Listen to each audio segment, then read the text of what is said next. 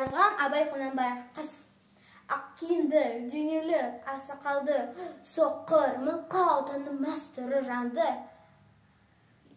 Үсті басы ақырау түсі соқ, басқан жері сықырлап келіп қалды. Дем алысы үскірік аяз бен қар. Кәрі құда қыз келіп әлек салды. Ұшпады бір күн, кейден ұқшырайтып, аяз бенен қызарып ажаланды. Бұлта қасы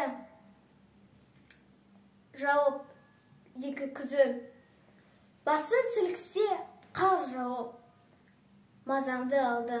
Борандай бұл сат еті далданғанда, алты қанат аққұрда иша қалды. Әуіз көріп жүгірген жас балалар, беті қолы домбығып өсік шалды.